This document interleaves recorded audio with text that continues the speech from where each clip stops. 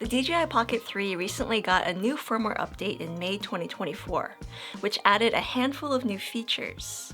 But there's one feature in particular that I've gotten the most questions about, and that is a brand new gimbal mode. So in this video, I'll explain that new gimbal mode and how it compares to the rest of the existing Pocket 3 gimbal modes. But first, let's go over the other 4 features that were introduced via the recent firmware update. First of all, we have added new features for live streaming.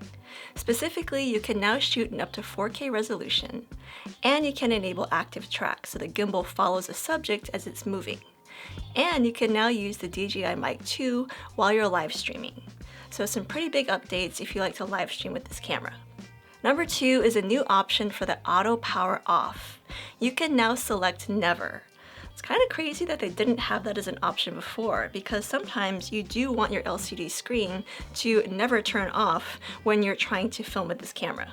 Third, this camera has a wearable mode, and so now if you have it enabled, the screen will automatically turn off after 5 seconds to help you save battery life.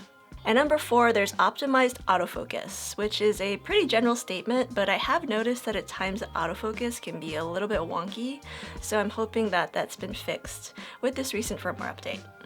Now let's talk about that new gimbal mode. It's called FPV lock, so it's a variation of the already existing FPV mode. If you're not familiar with it, FPV mode is the least restrictive out of all of the gimbal modes, as it unlocks the pan axis, the rotation axis, and the tilt axis. The other 2 gimbal modes restrict at least one of these axes. If you're in follow mode, the pan and tilt axes are unlocked, so you can move the camera left and right and up and down.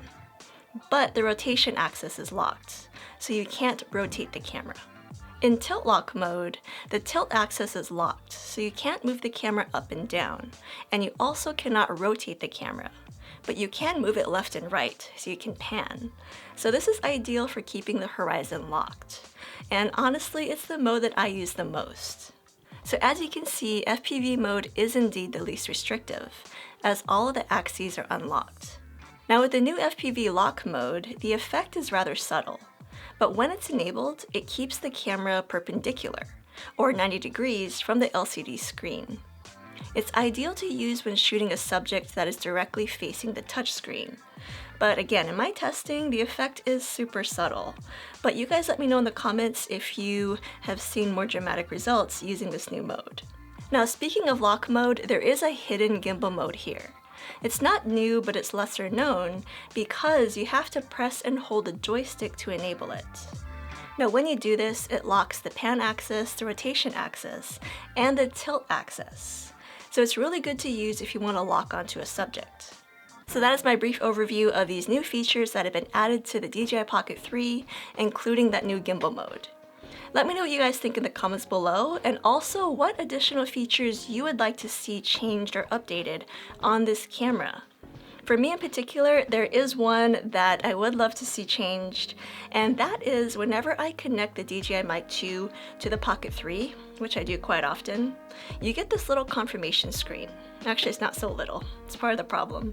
But it's this confirmation screen that takes up a big chunk of the screen space. And it's a little hard to see my settings or verify that I'm recording. And in my opinion, the confirmation screen is a little too big, so it could shrink. And it also doesn't need to stay active as long as it does. I'd like for it to be a little bit shorter. But that's the main thing that I personally would like to see changed on the Pocket 3. You guys let me know if you have any other things on your mind that you'd like to see improved on this camera in the future. And hopefully we'll see it in a future update. Thanks so much for watching, and I will see you in the next video.